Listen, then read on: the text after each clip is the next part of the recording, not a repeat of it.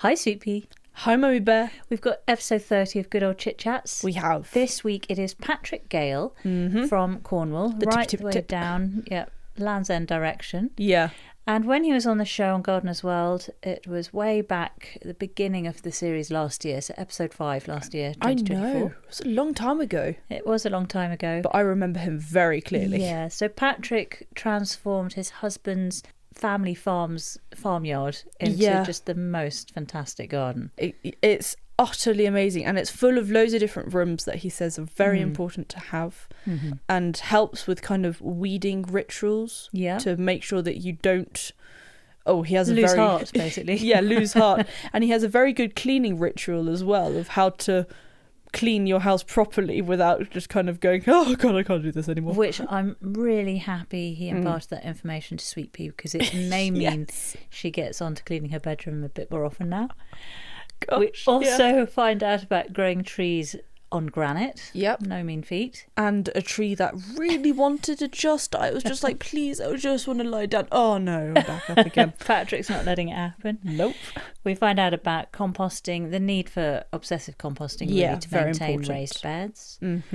Also, a very handy tip on how to speed up your leaf mulching process. Yes, very interesting. More useful for 50% of the population than for the other. Yes, slightly might be easier. Slightly easier, yeah, exactly. Oh, and also the fact, this was my main top takeaway from this, was having an unofficial garden and an official garden. Oh, amazing. What a luxury. Yeah. So you put all the things you want people to see in the official one, the unofficial ones, the things you still want to grow but are less attractive maybe. Yeah. And also he keeps bees at the unofficial ones, so putting in some nice pollen providing plants for all the bees for some yummy honey. Exactly. And also, because we're always interested to see if the guests choose the same kind of edibles or ornamentals as others, we have had another Worcester pearmain apple, which was chosen by Dean, I think it was. That's right, Dean, back in episode 20 of Chris and Dean fame. Yes. So we've had a second one of those. We also find out about barn owls. We do, and how ghosts do not exist at all, but barn owls do. Yeah. And they can freak you out. They can certainly freak Sweet Pea out. And then also Patrick mentioned a recipe, a Nigella Lawson recipe that we ended up making immediately that evening after we spoke to him. We did. Because we just so happened to have the chard and other ingredients available to us. Yeah. And we started making it and thought, this doesn't look that great. No. Patrick said it was really, really great, really special. We were like, oh god, we just can't tell him that we don't like it. This doesn't look good at all. We'll go, we really like this. We finished the process and ate it, and it was absolutely divine. It was actually really divine. Good. So I will put a link to that recipe along with links to all the other things that Patrick mentioned on our website. Yes. So that's notjustagarden.co.uk. And another thing that he mentions, but we didn't get the name in our chat, is he talks about a garden that in Penzance, which has magnificent magnolias. Oh, yes. That was interesting. Yeah. And later heard back from Patrick that that's called Trewidden Garden.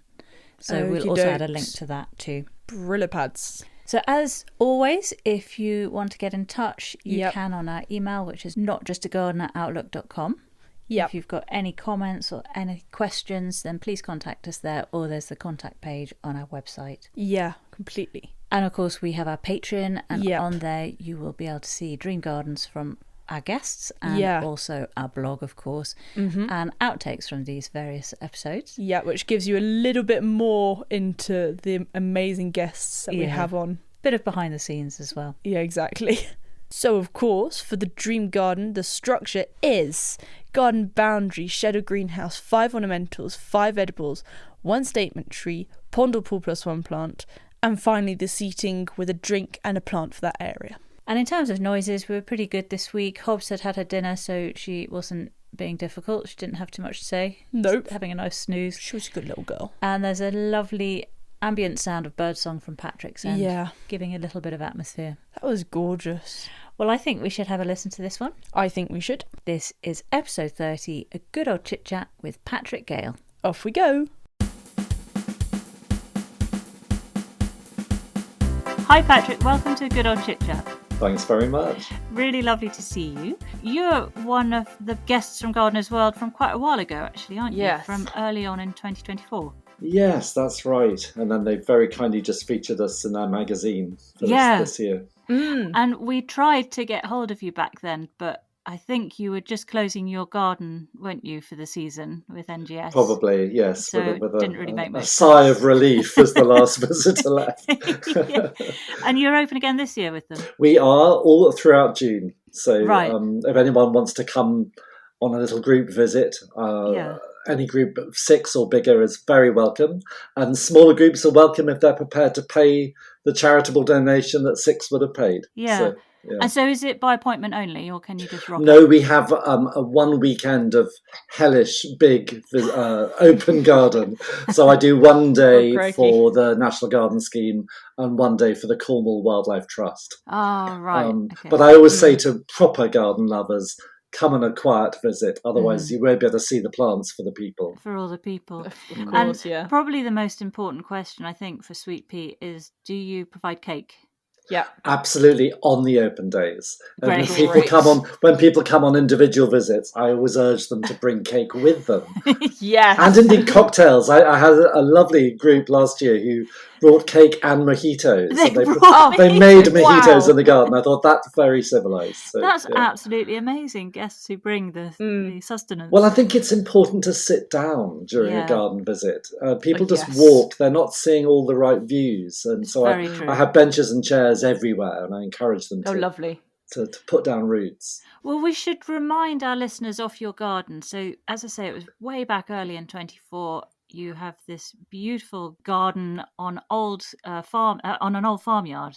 Is that right? Yes, I mean it's still a working farm. We have the last farm in England, basically, where we're at Land's End. So we have sea on 2 sides of us. Yeah. It's a major challenge for any gardener because the wind is almost constant. Yeah. And the other challenge is that because we're so near Land's End, our soil is only 6 inches deep, and then you hit the rock. Wow. So the whole garden is made out of raised beds. We dug as far down as we could, and then we built the beds up. Wow, so everything's raised beds. And is it very acidic soil down there? It's a mixture. It's very strange. We have a lot of granite, so we have soil that's very free draining. But we also have the odd pocket of clay, which is lovely for the roses. Yeah.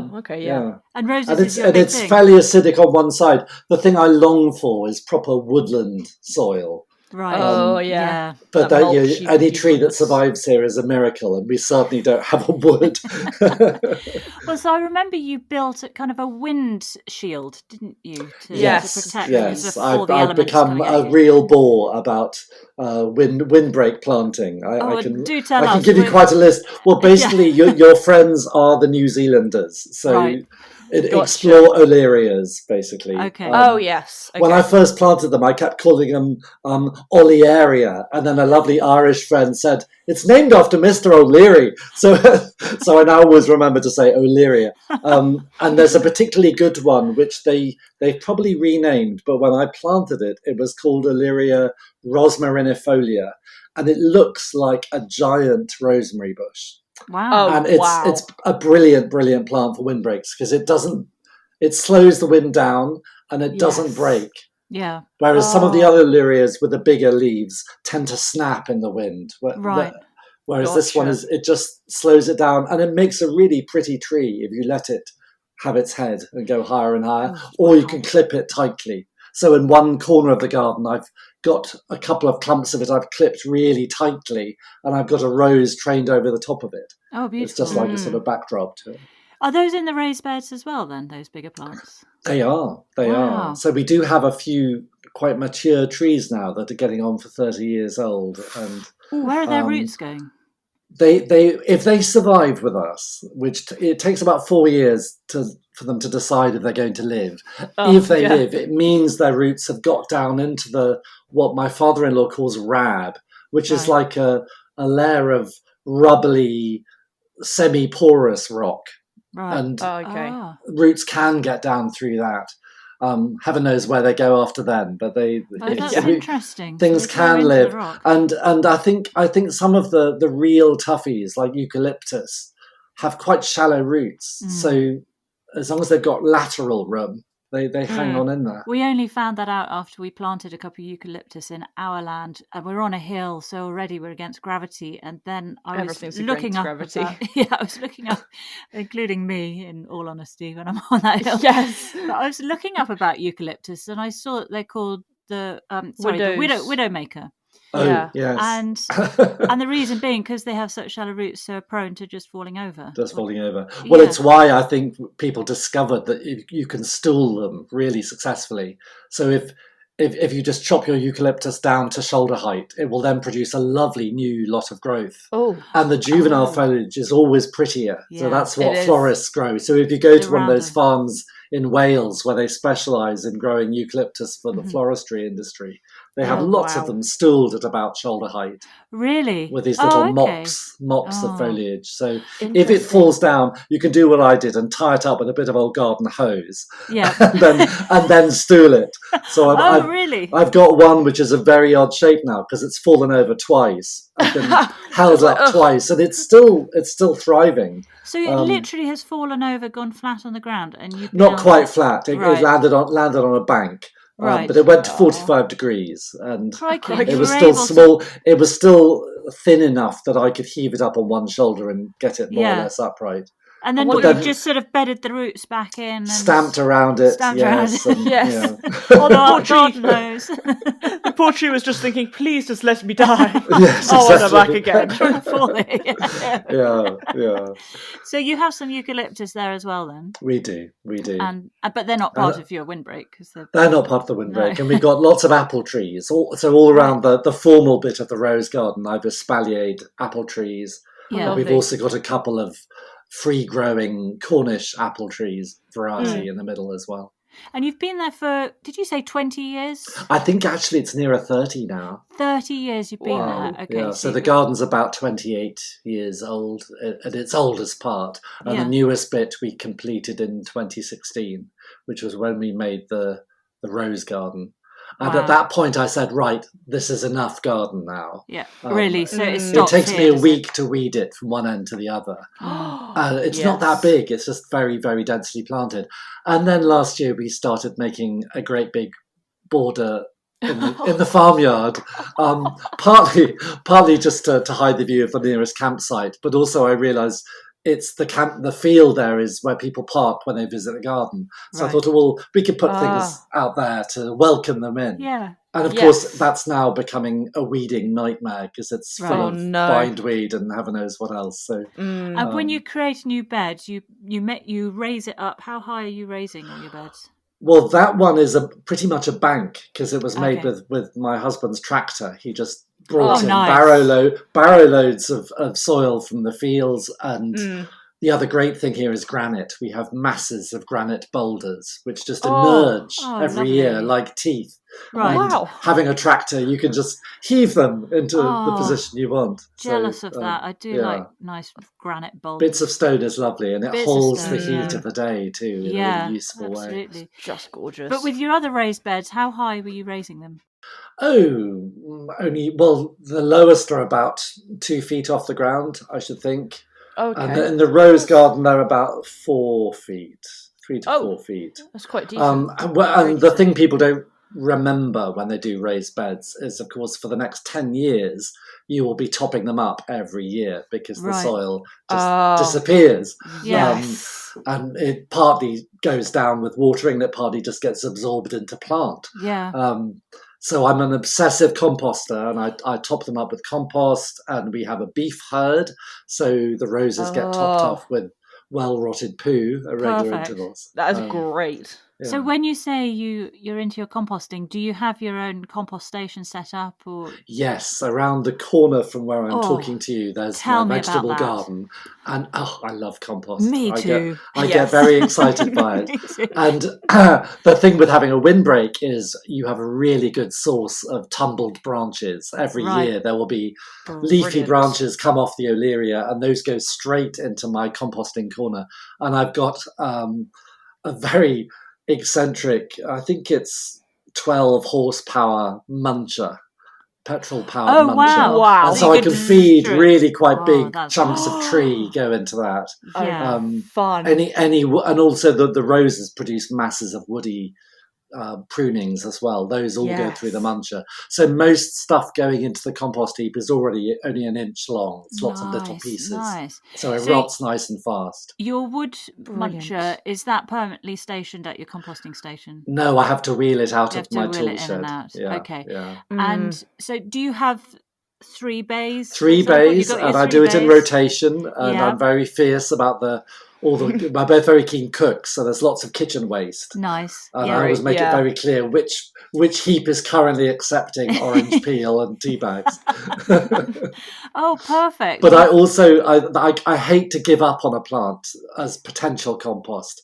And all gardeners know there are some leaves that just will not disappear. You put them in the compost heap and phormium, for instance, or cordyline leaves. Yeah. They just lie there and do nothing. But my trick with those is I hoard my empty potting compost bags in the corner of the greenhouse. And then whenever I'm tidying up the phormiums or the cordyline, those really tough leaves get stuffed into a plastic bag until I can't get any more in. Yes. And then I have a pea in it 2 or 3 times. Nice. And then I seal it up and just put it in a corner with bricks on top of it. So it's kind of your leaf mould. And it makes a really good leaf mould after it takes 2 years in a hot corner. Yes. But it's so satisfying rather than just having these leaves you can't do anything with. Well, that's interesting because we inherited quite a few. Oh gosh, what are they called?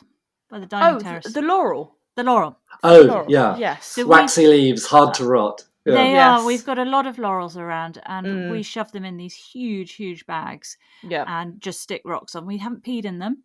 No. Does that help? Peeing in them definitely helps. Taking a cow pat from a nearby field and popping it in. Well, we could do that. You need your bacteria injection.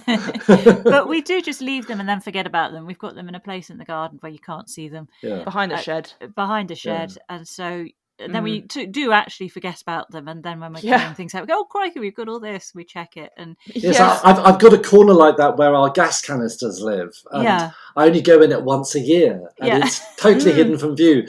And the trees around it just drop detritus all year round, and it kind of makes really rather good compost quite quickly. Yeah, but it does it on its own in that corner. Oh, that's perfect. Yeah. Gosh, well, I'm jealous of your composting station, as I am of anyone who's got a nice bayed station. We did have 3 bays, and then it sort of fell apart because really I'd wattled the... Yes, you need something. I think you need masonry really to hold it together. Yeah. And we were building a wall at the time. Oh, okay.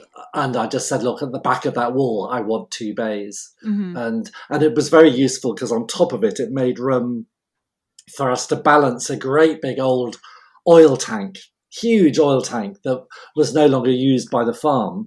And I cleaned it out with industrial detergent. And that is now a really big rain butt. So the rain from one of our barns goes into that, and when it's absolutely full, it can see us through a drought. It's really handy. Fantastic. So I've got solar powered water pump, little sort of trickle hoses coming off that. Better. It does. Each new thing you mention, we're thinking we want amazing. That. Yeah. So you've got solar powered pump getting the water around to your various just for the vegetable patch. Yeah. Right.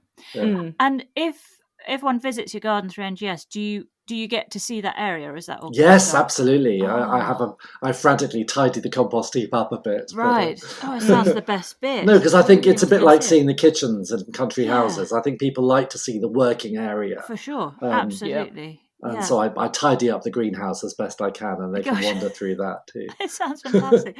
So how big is the space you've got? I think the entire garden is just under an acre. Right. So it's very, very intensely planted. And it's because of the wind, we had to break it up into little rooms, try to baffle the wind at every turn. Oh, but that's lovely, isn't it? So you've effectively got 1, 2, 3, 4, 5 or 6 different sections that are discrete from each other with hedges and things. Oh, that sounds really lovely. We love rooms, don't we? We do. We're really into garden rooms. Yeah. Well, I think they help you with your weeding, because it stops you being overwhelmed. At this time of year, when I'm gradually waking up the garden and working from bed to bed. Yeah. I could treat it like dusting a house. My mother always said, when you dust, you should start at the light switch and go left. Right. And I do the same. I do the same in the different rooms of the garden. I can just get tunnel vision, Start at the focus light on one switch. bed at a Yeah. time. I will do that from now on. Start at the light switch, go left. That sounds great. Is that your plan, Sweet Pea? Yeah. Yeah. When I just need your to. room would be great. Well, it's so easy to be distracted. I mean, in a garden of any size, yeah. on your way to the compost heap, you will see a dandelion, and then before you know it, you're pruning a rose bush. Whereas what you should be doing is weeding the bed you started weeding. So Very it takes true. discipline.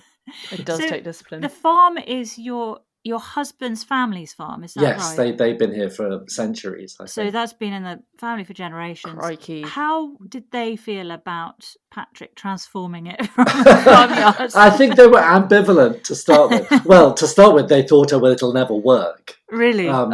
Because they'd never created any shelter. So they had what the Cornish call a maui at the back of the house, where I'm talking to you now. It was just a patch of rough grass, which literally would have been a mow hay. It was where you would cut the long grass to make hay. But it was basically the place for drying washing. So it wasn't a garden. It was open to the elements. But very, very sunny. And then at the front of the house, they had a tiny patch of garden with a concrete wall, and nothing thrived there because it didn't get enough sun for long enough because the wall would shade it. And we rapidly, once I moved in, we rapidly outgrew that little patch. And so initially I begged to be allowed to turn the Maui into a garden, which we did. And then gradually I've pestered and got a little bit more and a little bit more. And the last straw really was in 2016 when we built the rose garden. And at that point, we formally blocked off all the farmyard in front of the house with an 8-foot high wall. Right, and that was like admitting, okay, this is no longer farmyard. This is now garden. So they accepted defeat then. Yeah, no, and they now come along and because they only live 2 fields away, and they come over and say, "Oh, who'd have thought it?" I remember when there were cows wandering around outside the front door. What a transformation! I mean, we ask all the big questions on this podcast. Where do you dry your washing now? Beyond the windbreak, there's an extremely windy spot where we used to have our grain silo. And a grain silo leaves behind a very useful island, a round island of concrete foundation. And I've got a whirligig dryer out there. And I tell you, it is so windy that when you hang, it really spins. It's going to take off. Exactly. It's going to take off. Dry in like seconds. Yes, I have to double peg regularly. So do you have a background in horticulture? Not at all, but I did have a very keen gardening. Both my parents were very keen gardeners. Okay. And my father was a prison governor, and my mother was a prison governor's daughter. And back in their day, the governors and their families lived in the prison. So, did they? Which meant that they both had access to these huge gardens, because the governor's house would be a great big old Victorian mansion with this really sizable garden, and you had free labour in the form of trustees from the prison who would enjoy a bit of sunshine and would help you prune the roses. So I think my mother certainly got ideas beyond her station in that she got very used to having large gardens. And when my father stopped being a prison governor and was moved upstairs to the Home Office, and suddenly, in her 40s, she lived in a house on a street for the first time in her life. Oh, no. She didn't give up on having a big garden. So the garden really took over in a big way. So as a small boy, I was endlessly trailing around behind them, being given things to help, asked to help weeding and begging. She was very good. She gave each of us in turn a little chunk of garden where we could grow hideous marigolds and nasturtiums and things. And I think it took root with. Well, I've got 2 surviving siblings, and all the 3 of us are really keen. So I think it must have come from my mother. Yeah. Oh, that's lovely. My father was good at vegetables. He did vegetables at the weekend, and I aspire to be as tidy as he was. He used to do his vegetable garden with an old Victorian wooden ruler. Yep. And when the book said, plant your peas 6 inches apart, my pa would be on the ground with his ruler. Getting 6 inches. And were they successful? Did they were, yes. His vegetables were amazing and very, very tidy. Yeah. And we were very lucky because latterly they lived in Winchester, which is, although it's in a tremendous frost pocket, it has a lot of really, really old established gardens. Right. So that it has that thing that you have in some cities where you get layer upon layer of night soil basically has built up around where a house stood. So I remember we had a house towards St. Cross on that side of the city that had this wonderful orchard at the back, which a formal orchard, which was the same age as the house, which was about 1860, I should think. That's amazing. With these really beautiful pear trees, apple trees, gooseberry hedges, just I mean, wonderful. More fruit than we could possibly eat. Yeah. But that was very inspiring, and I think it left its mark on me. I've always wanted to have really lovely fruit trees. Do you have that then? We have nothing like what we had there because the climate out here is so inhospitable to fruit trees. But they do pretty well. You're battling quite a bit there, aren't you, with the elements? But do you get frost down there? Very rarely. The main enemy here is the wind. The wind just doesn't stop. And at this time of year, it can be fatal because you get to this time of year where it's warming up. You've got tender growth on all the roses, blossom on all the apple trees. And then we will get an easterly, which blows solidly for 4 or 5 days. Wow. And that happens some years, and it just browns everything. You lose your blossom. That's sad. It's tough.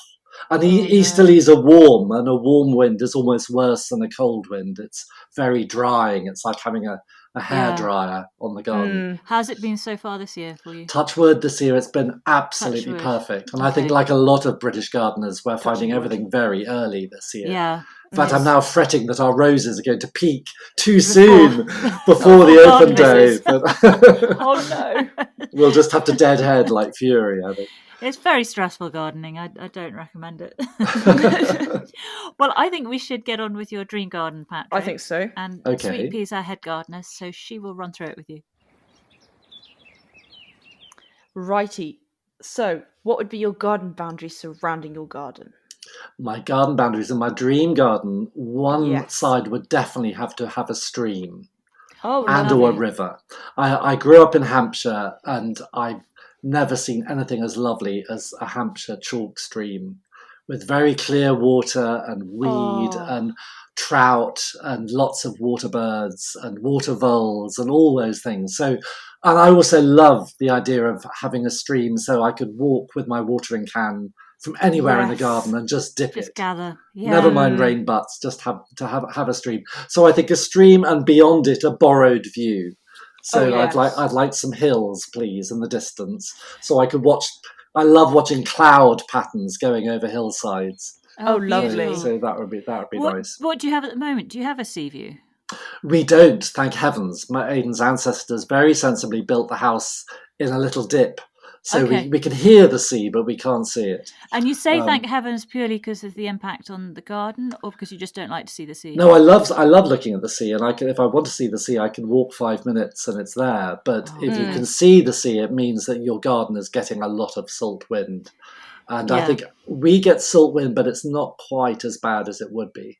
And also, we'd be having to repaint the house every year. I was just going to say that, the maintenance on any buildings. So, it sounds so romantic, doesn't it, to have the sea view? So I want a stream, please, and a borrowed view, but I also want old brick walls on the other two sides. And one of them I want to be a crinkle-crankle wall. A crinkle-crankle wall. Yes, fantastic. Which is a lost art, but if anyone has ever seen a crinkle-crankle, they are just stunning. It's a very clever Victorian way of getting more wool for your money while creating lots of pockets of shelter so you can grow peaches. Yes, literally it's like a rippling wall. Yes. Is it so that you can get away with one row of bricks because of the structure? Yes, the bricks are stronger, but it has this other effect of catching the heat. Yeah. So it especially for gardens further to the north of England, it gave them a chance of ripening peaches and figs.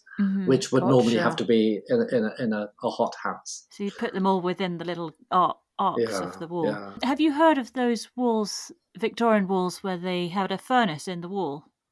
Amazing, yes. And And to you could heat do a them thing up. like Helligan and have a proper hotbed and grow pineapples and the rest.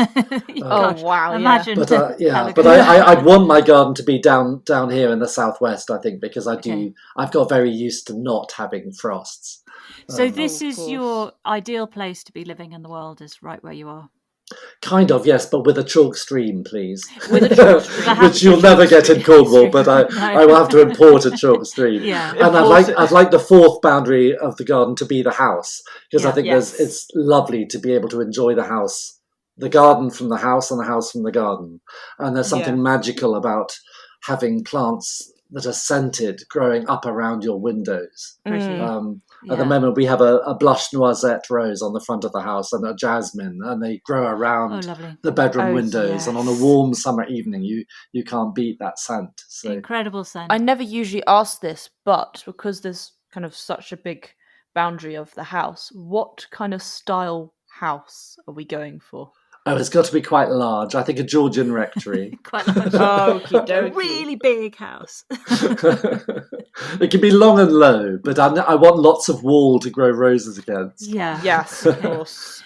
Did I miss one of the boundaries? You said 4 boundaries, so we've got a stream. Yes, so a crinkle on one side, and the other side could be a straight wall, because that's where my greenhouse and conservatory will be against that. Got it. Because I want somewhere to grow exotica and tomatoes and all that. Well, then, I think we know what it's going to be for shed or greenhouse. Next question. Well, I think a combination of the two, because at the moment I'm very happy with I have a greenhouse built onto one end of a barn, and I've borrowed the end of the barn and walled it off internally, so I have a greenhouse that turns into a tool shed, which is really handy. So I can be working in the greenhouse, and then when I suddenly need a pruning saw or whatever, I don't have to walk very far to find it. When you say you've borrowed part of the barn, who are you borrowing it from, and how long my are you allowed husband. to borrow Yes, it? it's his. It's where it's actually his. It's the barn where he makes his sculptures. Oh yeah. And I've taken one end of it. We built an extra wall, an internal wall, and rather wonderfully, some barn owls have taken up. They on live your side or his side? In the middle, in between, there's a hollow, and they go inside the hollow. So poor chap, every time he goes into the studio, he has to sweep up barn owl poo. But I benefit because I no longer have mice eating all my broad beans. That's helpful. How lovely to have barn owls taking up home at yours. It is very lovely, and they do watch. Occasionally you suddenly realise you're being watched, and then you look up and there's a family of barn owls on a shelf. Are they quite noisy at night? They are. They make I always say they sound like a cat. Yeah. It's a kind of hissing sound. It's an odd sound, isn't it? When they're hunting, it's not the twit-twoo. That's the tawny. Yeah. You have those as well, but further away from the house.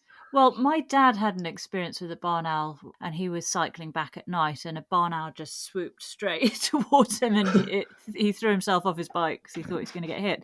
And then not that many years ago, Sweet Pea took Hobbs, our dog, for a walk in the dark. Oh my gosh. And she came running back, shaking, and she said, I've seen a ghost. And we're so sure that it was a low-flying barn owl. Well, they fly so low, and so they also fly very slowly, which I think is why they're so vulnerable to traffic, because they'll hunt along the verges very low and very slow, and they can be hit by a car so easily. Yeah. I know. Because I saw it just... They're desperately vulnerable. I mean, any of your listeners who have room, please put up a barn owl box, because they need our help. They're losing their... A bit like swifts, we've kind of robbed them of the places they need to live. Yeah. And they're desperately vulnerable to bad weather, because they have to eat several mice a day. Right. And mice don't go out in the wet. So if you get a wet week, the mice stay home and the owls go hungry. And, so can you recommend anywhere people can get barn owl boxes from? Well, in the old days, I'd have said just go to your local removal firm and get a tea chest, because that makes a really good barn owl house. But failing that, the RSPB sell very good barn owl boxes. Right. Or you can go one better. I did for my 50th birthday, I asked for a barn owl manor, which is a barn owl, a big barn owl box on stilts, and then you can just sight it in a clump of trees. Yeah, that's amazing. And it's lovely. We can see it from the house, and I can see the barn owls emerging. With your binoculars watching. Because they when their children are fledged and have learned to hunt, they drive them away, but they don't drive them away very far. So you can quite quickly get a network of barn owls living around your house. How fantastic is that? I'd love that setup. We need to think about that. Yes, a barn owl manor. Put it on your Christmas list. Barn owl, yes, it is. Going on the Christmas I've made a note already. Yes. And then where do you do your writing? I write in the room I'm talking to you from, which used to be Big Business's bull shed. Yes. And then it was a diesel storage shed, and then I claimed it as my writing room. Wait, so who's Big Business? Big Business the bull. Right, that's the name of the bull. Okay, Big Businesses. So that used to be his home. Where's he? Yeah, that was his home. So he's long gone, and we had to demolish it and rebuild it so as to put insulation inside. But it's got the same old stone it always had, so and it's lined with oak, so it has a lovely acoustic. It is. We see Patrick, and it's kind of got a domed roof and a it does. Yes, if I tip, as you can see, the roof is like an upturned boat. Yeah, that's so beautiful. And there's a round window at the back, which is very funny when I'm doing Zoom calls, because if I position my head just right, I get a halo. Yes. I can do no wrong. Very angelic. But best of all, it has a window which lets me see part of the garden, but only if I'm sitting at my desk. Right. So it's a low window. My husband designed it so that I would have to sit down. Forces you to sit down to have and the view, and then the next thing I know, I'm working. But it has all the way along one wall. It's got a quotation from Mansfield Park by Jane Austen, which is very apt for gardeners, which is to sit in the shade and look upon verdure is the most perfect refreshment. Oh, fantastic. That is a lovely It is a lovely quote. Is that engraved? Yeah. Yes, there's a chap down at Land's End who carves house signs into wood. And I went along to him with several meters of oak and just said, could you carve this very long sentence into a piece of wood? It's a bit like a tattoo. You hope that they're going to get it right. Yeah, it is lovely. And you mentioned when we were setting up for this podcast, we were dealing with all the tech, and you said you usually have a book out every 3 years. Yes, roughly, yeah. So your last book was Mother's Boy. My last book was Mother's Boy, which was the story of Charles Causley, the Cornish poet, and his mother. My novel that's coming out next March, is called Love Lane. And that's a sequel to a novel of mine called A Place Called Winter, which told the imaginary story of my great-grandfather. Well, not entirely imaginary. He did go to Canada. He abandoned his wife and child and went to Canada to be a homesteader. And what the novel does is to dream up a plot which explains why he went. Right. And my new novel, Love Lane, is also based on the truth of his story, which is that he came back to England in 1953 and visited my grandfather at his prison in Liverpool and my newly married parents in Wakefield by the prison there, and then mysteriously was sent back to Canada. And nobody could tell me why he didn't stay, why they sent him back. So the novel is to explain why. So it's a kind of whodunit in a way. So you still don't know today why he went back to Canada? No, and it was terribly sad because he obviously had lost. He was a very rich young man. By the time he was old, he was very poor. And I know the one thing I could find out about him when I researched him out in Canada was that he had died a pauper because he was buried in an unmarked grave. So he ended up in a Salvation Army home. Well, I don't know why they sent him back. Or maybe he wanted to go back. Who knows? Yeah. You'll have to read the novel to find out. Exactly. So that's out next year. So you're writing now.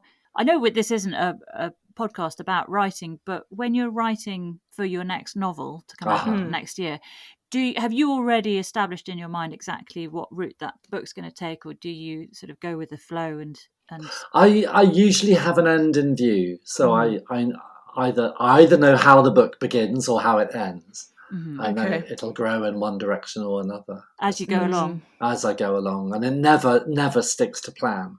No, doesn't it? Okay. No, which is quite reassuring in a way. Yeah. Do you have a ritual for writing? Only that I write in ink. I don't. I have to turn off the computers and I turn off the phone and I just sit there with an old-fashioned notebook. I get distracted, but also I do my best work with a pen in my hand. It's something about the speed of it is just right. I'm a very, very fast typist, and if I try to do creative work at the computer, I end up typing gibberish or slightly thoughtless work, which I then have to cut back. And so I'd rather write more slowly with a pen. Oh, interesting. And do you assign yourself time to write, or is it just when the moment hits you? No, I try to do it every morning because my brain is good until about 1 o'clock. You're a morning person. And then I go into an afternoon trough. Which is great for gardening. I can go out into the garden and dead mindlessly. It sounds like us. We're both morning people, and our brains are good for nothing in the afternoon. Completely. I cannot even do evenings. Like, do not even try and talk to me after. No, she's. Oh, see, I pick up again in the evening. Oh, do you? Yes, if I'm on a retreat or on my own, I will write at night. Right. Whoa. So I definitely pick up again at about 6:30. Oh, crikey. Provided I can stay away from a bottle of wine, I will write for several hours at night. So your best work isn't after a bottle of wine, then? No. You think it's marvellous at the time. Then you look at it the next day and you think, this is a pile of dribble. Yeah. It's like you become fluent in foreign languages after a glass of wine. Well, back to the dream garden. What is this kind of shed/greenhouse looking like? I want to know the style, the colour, that kind of thing. Oh, well, I think it would be quite long and low. I'd like it to have flower beds inside it. I'm always very envious of people who have those Victorian greenhouses where they can grow quite substantial trees and shrubs under glass. Because the one I have at the moment, I love it, but everything is in pots. And the one exception is I'm training a grapevine. I've got one grapevine in a pot, which is doing very well, but I've also grown one in through a hole in the greenhouse wall. Oh, great. So it's growing out of doors, but it's coming up a wall in the greenhouse. So it's in one of your raised beds outside.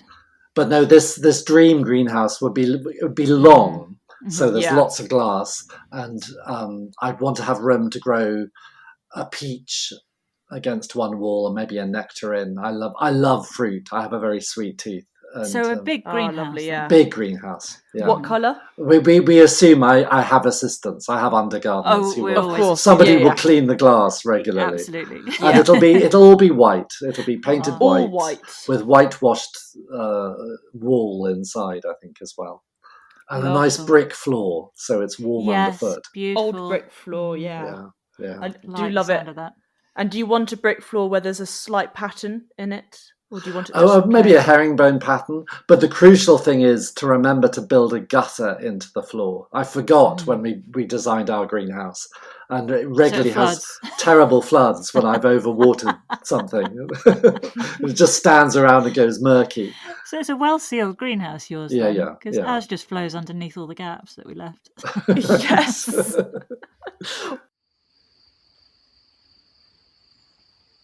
Well then, my favourite part is wanting to know what are going to be your absolute favourite 5 ornamentals to put in your dream garden. My 5 ornamentals. Okay, there's got to be...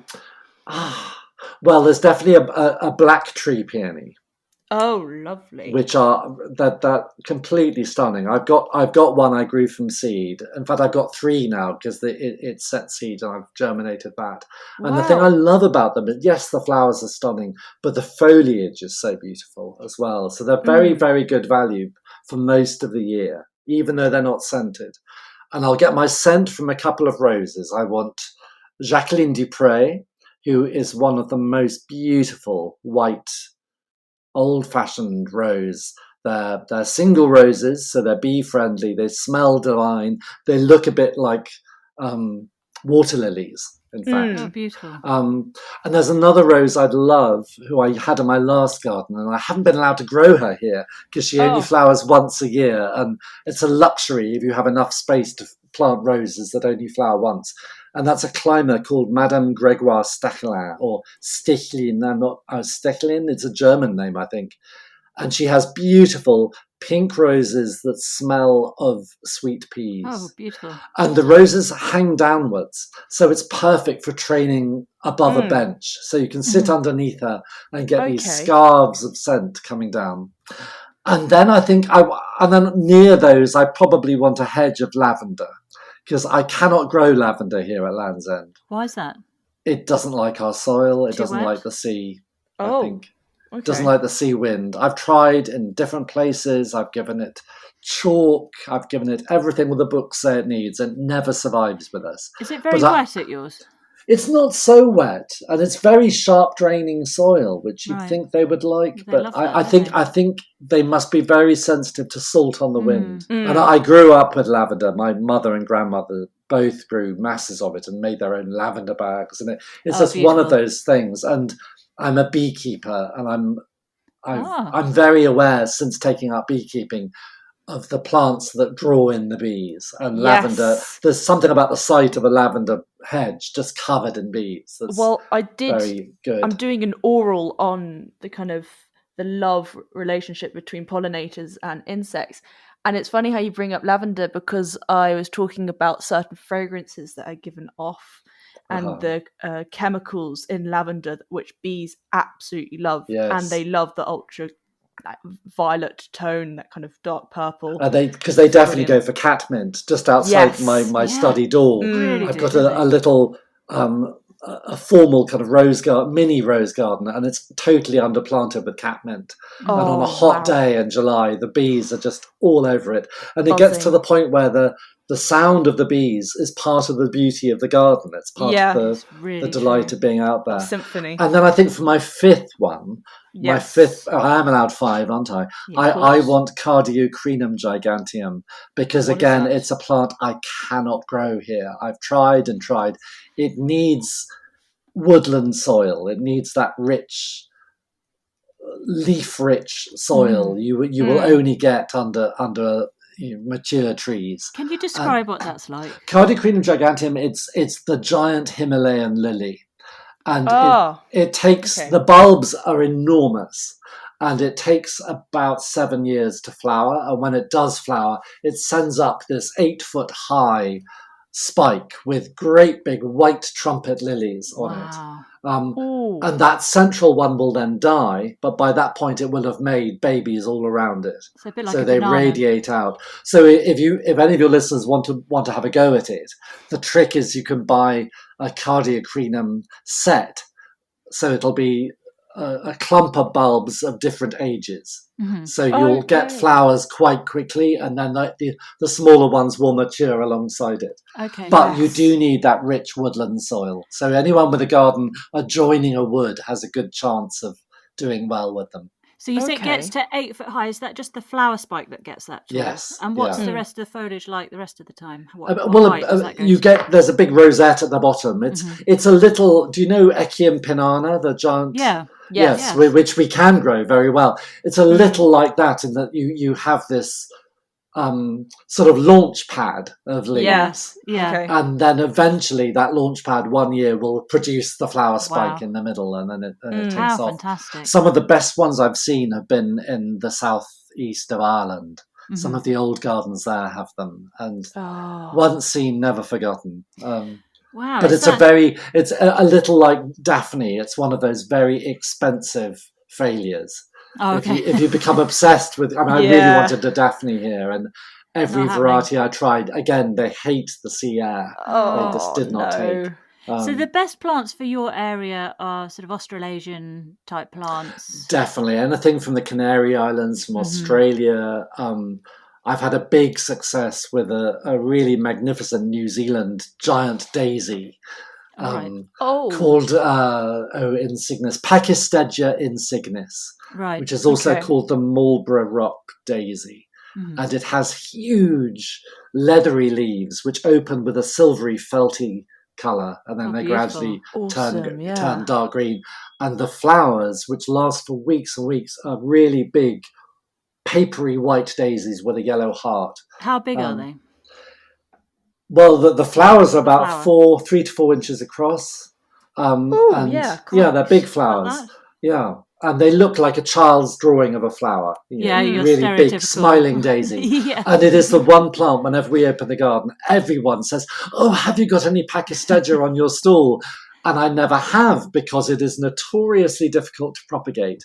Right. I've been trying and trying, and I've gone to different websites about it. And in fact, I went back to the nursery I bought ours from and said, "Please, how do you propagate it?" And the guy said, "I wish I knew, because I haven't got any anymore." Oh, no. He said, I sold them all. They've all gone. So I have managed to take one cutting. I think one cutting in 15 takes. Yeah, wow. But it's very stressy because it's not a fast-growing plant, and you don't want to cut too much of it off the cuttings, which then I'm going to take. It? Yeah. So you mentioned a stall. So this is another little perker coming to your garden. You have I have a plant stall throughout June. Yes. Wow. Yes. What sort of at the moment, the paths around my vegetable garden are almost impassable for trays of plants waiting to be sold. So, how fantastic! Wow. So what sort of plants do you have? They're mainly cuttings from things around the garden, or grown from seed I've gathered around the garden, which I think is important. It's always disappointing if you go to a garden and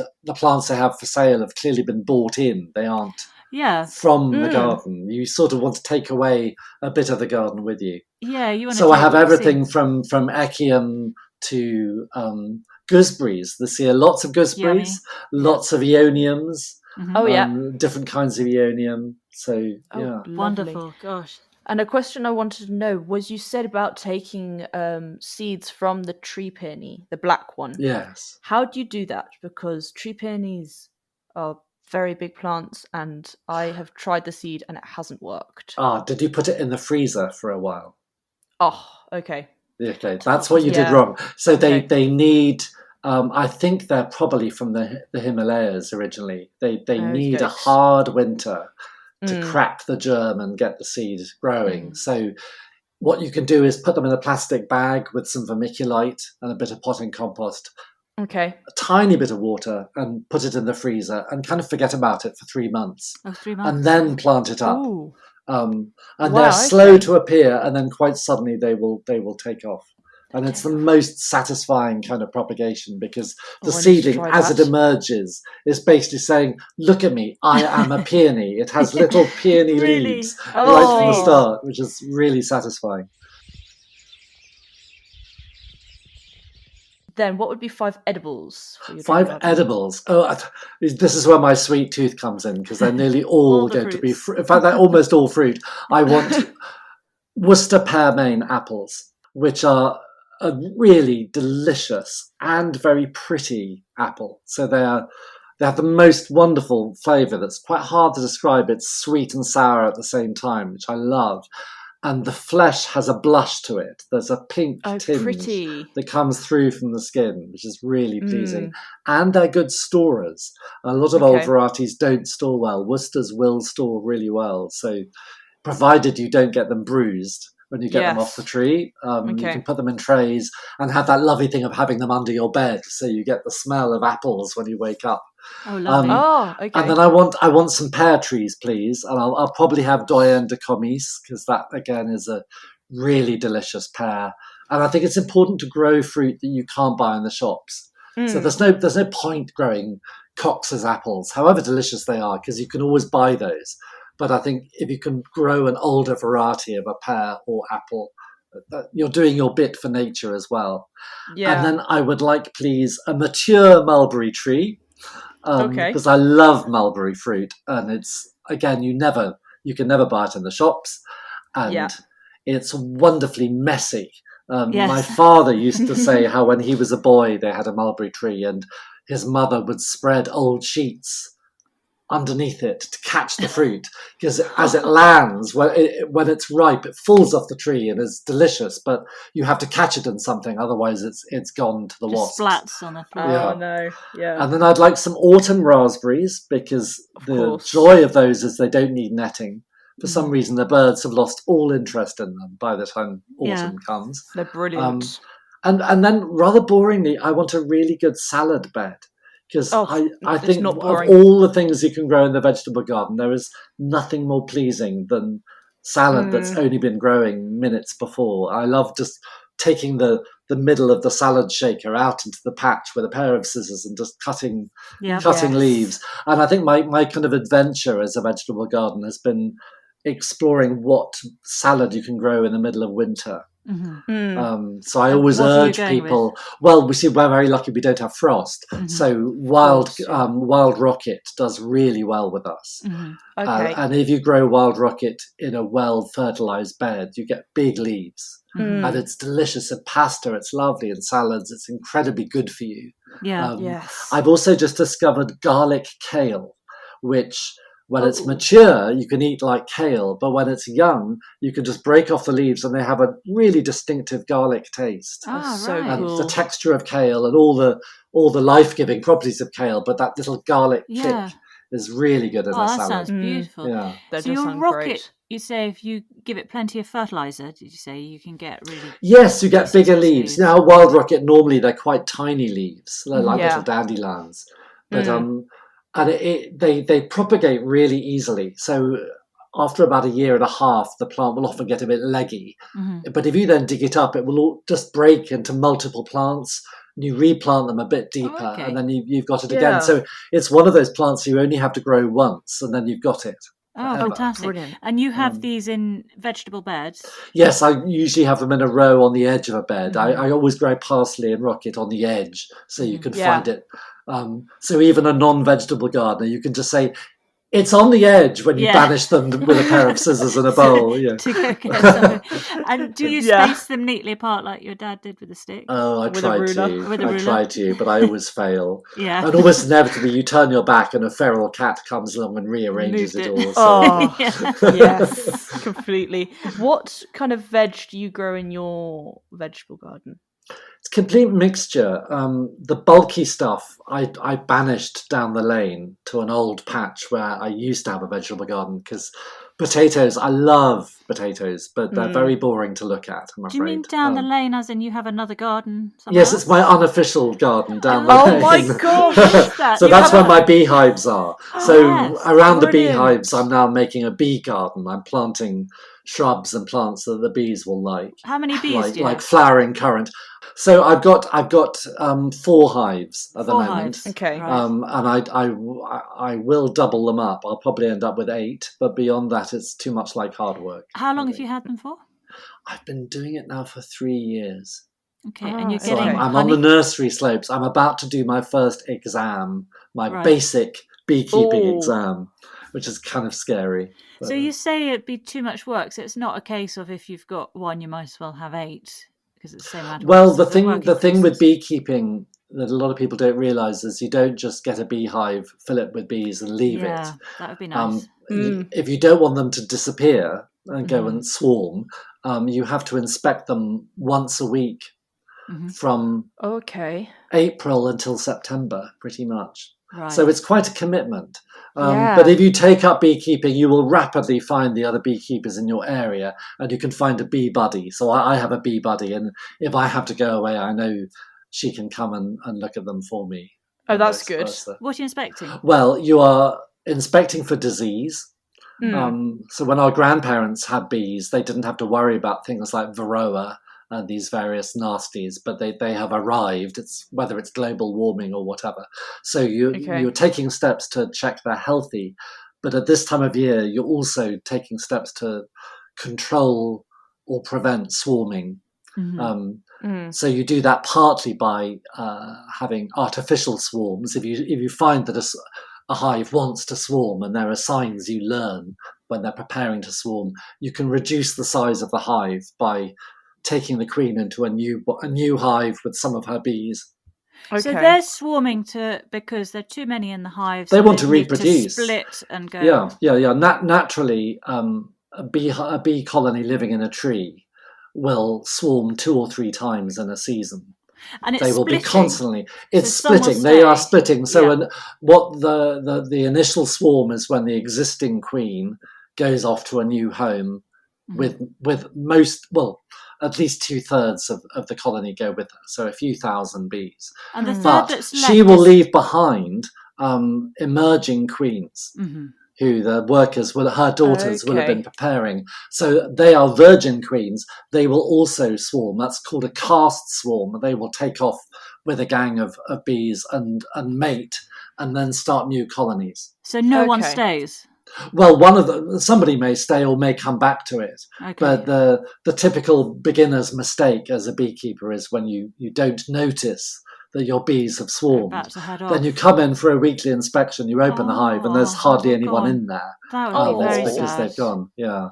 Right. So you can take precautions. So I always have an empty hive baited with delicious lemony scents that the bees like, in the hope that if they do swarm when I'm not around, they will swarm into a new home next door. Yeah. Oh. How much honey do you get from your beehives? Well, in a good year, each hive will produce upwards of 40 pounds of honey. So that's a lot of honey. But you have good years and bad years. Last year was a really bad year. Do you remember? It was so wet in the spring, really, really wet. So at the time of year when bees would all be out foraging and making honey, they weren't. So I only got one tray of honeycomb last year. Mm-hmm. But even so, that made 30 or 40 pounds of honey, I should think. And how does it taste, your honey? Absolutely delicious. Is it? It was such a relief when we had our first honey. I thought, it's good. Yeah. It was quite dark. So I think they have been going down to our cliffs where there's lots and lots of heather and feeding on the heather, which makes for a very good flavour. It's funny, actually, when you take up beekeeping, you start to appreciate plants you wouldn't necessarily want in your garden because they make good honey. So sycamore makes delicious honey. Oh, okay. I don't want a sycamore tree in the garden, thank you, but I've got several around my hives for the bees. I was just going to ask, so you've got this offshoot garden where you don't mind so much about the aesthetic, but no, exactly, and it's where I banish the bulky vegetables like the potatoes and the squash and the leek, the things that need lots of space. They go down there. It's interesting about bees, though, because we've always talked about getting them, but I'm already conscious what it takes if we want to leave. What I always say is, if you're thinking about beekeeping, go on a course, because it's a lovely. Most of the course will happen in a classroom during the winter when there's nothing to do in the garden. Yeah. And then at the end of the course, come the spring, you'll do practical experience. Yeah. And if at the end of that you are in love, as I was, with the idea, then you'll be hitting the ground running. The big mistake, I think, is just to buy some bees, buy a hive, and then buy a book to find out what to do with them. Do it in the right order. Yeah. No. And presumably you sell your honey on your stall. I will do. What we'll probably do is have a sign saying, if you want honey, come to the back door. Yeah, I want honey. Because honey is currently very expensive, as you may have noticed. I think because of last year's bad harvest. Right. So it's currently about £9 or £10 a kilo. So wow. Yeah. Crikey, yes. And you said you were quite a keen cook, so could you tell us any amazing recipes that you have that you cook? That I make? They're not necessarily amazing, but there are some favourite ones I recommend to gardener cooks. One of which involves chard. A lot of gardeners grow chard because it looks pretty, then think, what do I do with it? And then there is a fantastic Nigella Lawson recipe for pasta with chard and anchovy, which is incredibly easy and absolutely lip-smackingly delicious. Sounds amazing. And so it's worth growing your chard just to make that. Sweet pea, we have anchovies in the fridge. We have chard in the veg There bed. you go. Well, and Nigella puts all her recipes online. So just Google Nigella's chard and anchovy pasta. Anchovy pasta. Got it. It's really good. That's tonight's dinner sorted. That is tonight's dinner.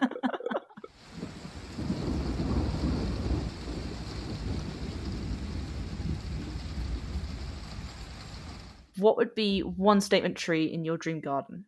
Oh, no question. I want a Magnolia wilsonii. It's a very, very beautiful magnolia with scented white flowers which hang downwards, which is so kind of it because it means you can sit underneath and gaze up into these beautiful bowl-shaped flowers overhead. Yes. Magnolias are beautiful at every time of year. I think their structure is lovely. When the flowers and the leaves emerge, obviously that's completely stunning. But also, I think when the flowers fall to bits and you're left with, I think it's the calyx, the bit in the middle, that's incredibly intricate. Yeah. And again, just stunning. They're enough to make you believe in a creator God who decided everything must show forth the beauty of creation or something. They are spectacular. I sometimes think we don't deserve magnolias. We're not worthy of magnolias. No, we are not worthy. Well, I have one sad little magnolia in a pot here, which limps on, but I mean, it's just 5 miles inland at Penzance. They have one of the great collections of magnolias, but they have that much more shelter over there. Yeah. Oh, okay. We're not worthy of magnolias either. We tried, and they are one of my favourite trees. And I've always had this very romantic vision of it being this, as you say, the beautiful form, and then the flowers on. But when they would all fall, and just I imagined them fluttering onto the path of our garden down. I thought everyone could appreciate it as they walked past, but no, it died. So. Oh, that's right. Try again. Try again. We heard they like acidic soil. That was on Garden as well quite recently, and they do definitely prefer acidic soil. Yeah. You talked about the calyx. I love it when salvias, even after they've had their flowers, especially purple ones, I mean the red ones, they can get really kind of burgundy colours, and I think the calyxes are so utterly stunning in the garden after the salvias have flowered. They are, aren't they? I'm sort of discovering the hardier salvias. We've got quite a few now. There's a particularly, you probably know Amistad, the really dark one, but there's now an Amistad pink, which is a lovely dusky pink. And it doesn't seem to be quite as vigorous as the parent plant, but it's definitely worth growing. The thing about salvias is there seems to be a salvia for all seasons. Yes. You can find one that will work out. And they are definitely, a lot of them are much hardier than people think. It's all about drainage. Yeah. If you plant them with masses of gravel, they'll be fine. Yeah. Or grow them in a big pot. Yeah. I've got one called blue, I think it's a Guaranitica, blue ensign, that's a really strong dark blue. And it seems to be hardy as old boots. I just leave it in the pot out of doors all winter. And I just give it a haircut in the spring. It has a lot of dead wood in the spring, and then it perks up again. Oh, this is so interesting, because I'm going to say 2 years ago, we bought this salvia, and it was just to fill, because I weeded the beds and there was this gap, and I was like, oh my gosh, I cannot have people seeing this gap. So we got this salvia, and it was just striking, and it was this dark blue, and I was like, I've never seen a proper blue before in a salvia. Planted it in, chucked the pot away, forgot what the label was, have no idea what it is, but it is so hardy, stays out, has lots of woody bits, which I'm going to cut now, probably. And it is amazing, and it's in this raised bed, so it just has maybe it's blue ensign. Have a look online. We need to Google that. Yeah, I will have a look. And I love the smell of them. That slightly tomcatty smell. Here's a Marmite question, because apparently you do either love or hate them. The smell is different to different people. And for Sweet Pea, they smell really nice. For me, they smell like sweaty armpits. And through the course of these chit-chats, it turns out it's not just me and my dodgy nasal canals. Some people really don't. I mean, a lot of people down here grow Melianthus major, which is a very dramatic subtropical. It's got these brick red flowers, whatever. But the problem is that once you rub the leaves, the smell is unmistakably boys' boarding school changing room. It's sweaty, musky. It's really quite unpleasant. and I think I actually have a similar relationship with some of the Nicotianas, which can have a very the leaf can smell quite unpleasant. It's odd, but I think it's different. It can be different for different people. Yeah. And I don't avoid, if they smell a bit weird, I don't mind that, because it's just evocative. I'm very lucky here because of our lack of frost. We have what they used to call lemon verbena, so Lippia citriodora, but it's a little tree. It's actually it's taller than me. And I've noticed there's something about the smell of it. I've grown it so that people brush against it as they walk by. And they all start talking about childhood sweets, because it smells exactly like a lemon sherbet.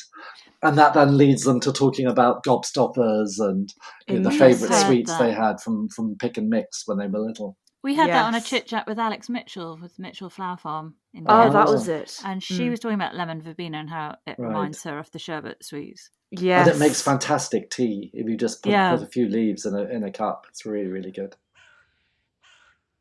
Right then, would you like a pond or a pool in your dream garden, and what plant would you have in that area? Definitely a pond. Definitely. Okay. Definitely a pond, because I love wildlife and I want something that will be good for newts and frogs. And, yes.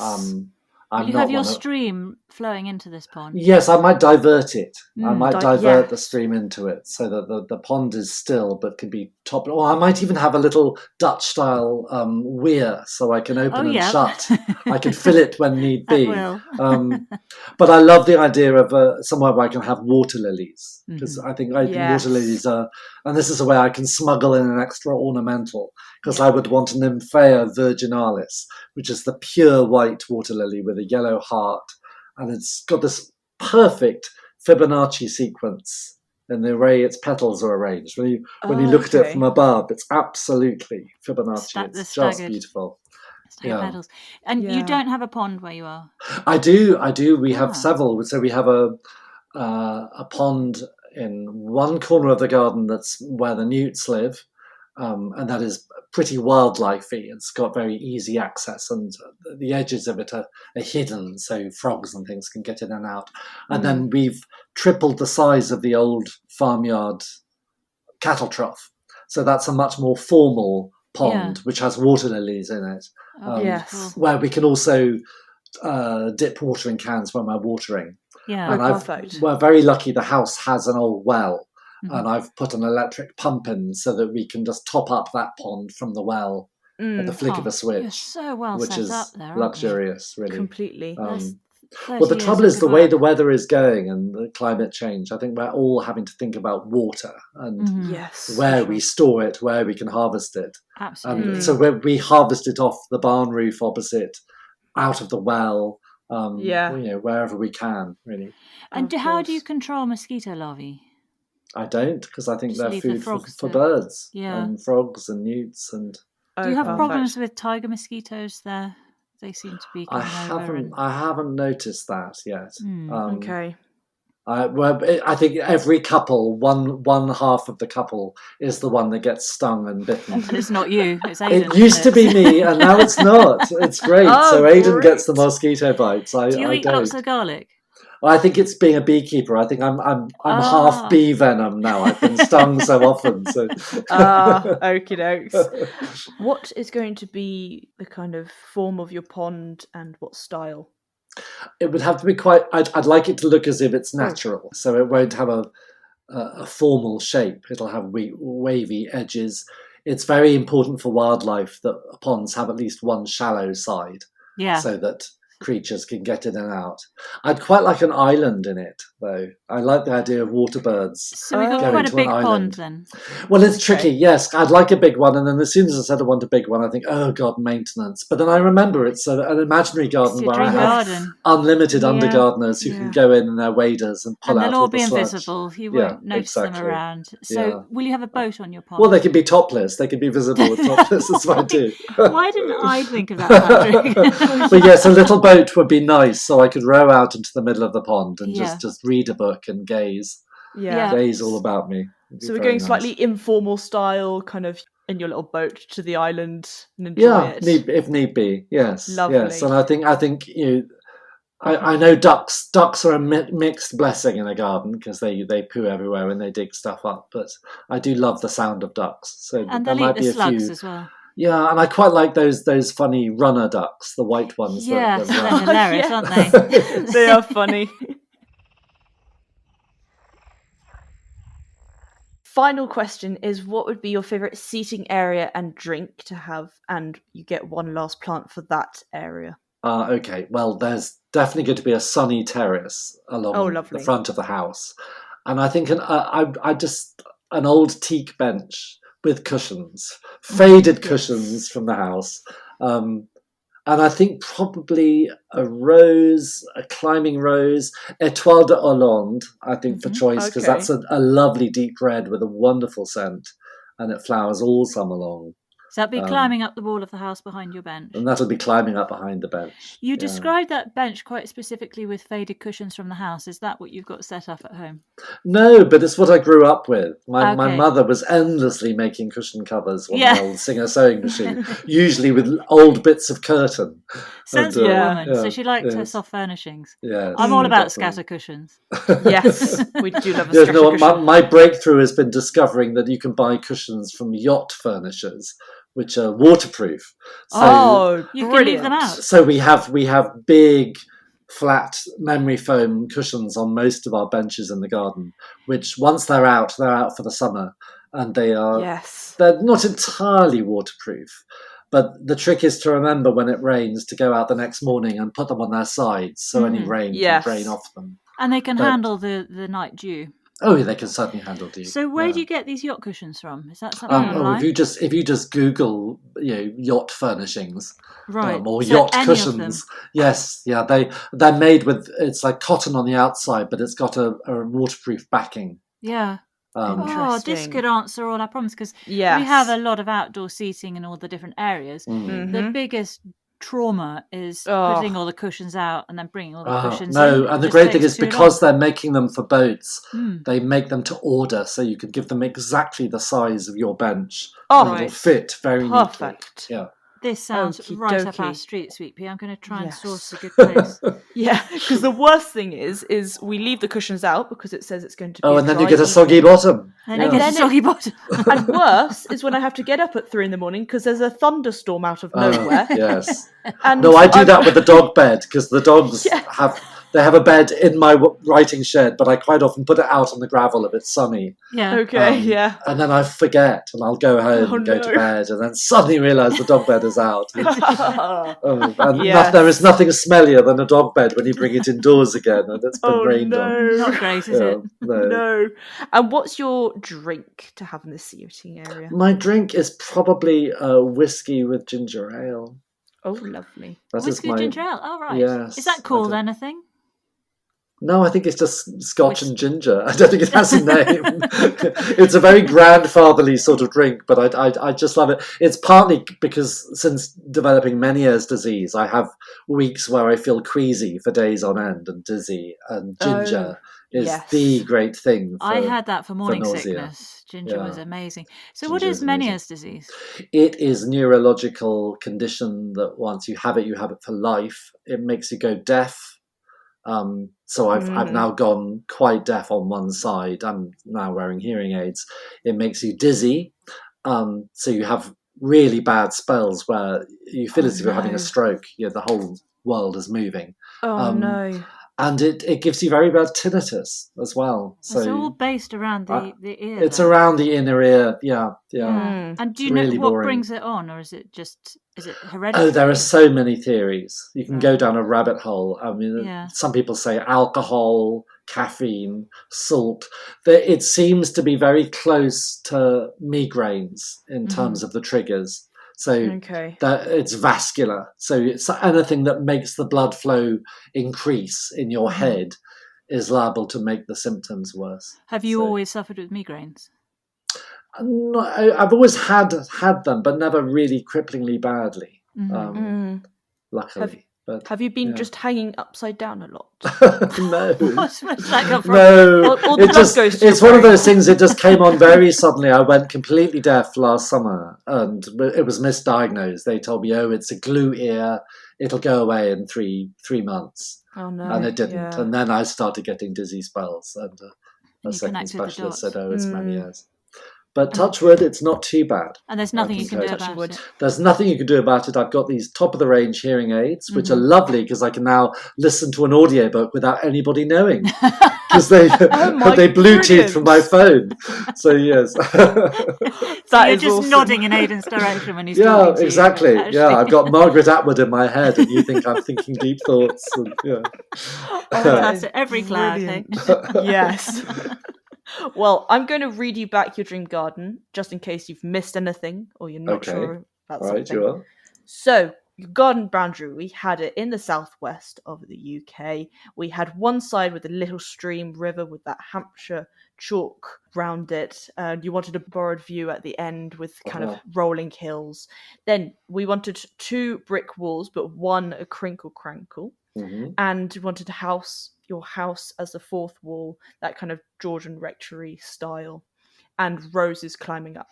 Then we were going with a shed greenhouse, so we kind of put them together with a gutter in the floor, long and low. We wanted flower beds inside and with an old brick floor, a kind of herringbone pattern, and we wanted peaches and nectarines in there, and all of it is going to be whitewashed. Yes. Then your 5 ornamentals, we had Black Tree Peony, Jacqueline Dupre Rose, Madame Gregoire Stecoline Rose, the hedge of lavender, and the Cardiocredum giganteum, which is the giant Himalayan lily.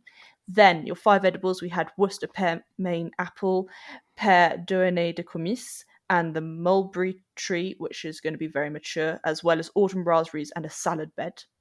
Then your 1 statement tree was the Magnolia wilsonii. Then we were going to have a pond with a kind of island in the middle and a little boat with the stream kind of deviating in it. That was going round your garden with a water lily called Nymphea virginalis. And then finally your seating area was a sunny terrace in the front of the house with a teak bench and faded cushions with the Étoile de Hollande climbing rose and the whiskey and ginger ale. Thank you very much. What a beautiful garden. Very yes, I'm amazing. there already. Yes, Me too. Completely. We'll come visit. Well, thank you so much for joining us for that. Really it's enjoyed it. It's been a treat. Thank you. That's been a good old chit-chat with Patrick.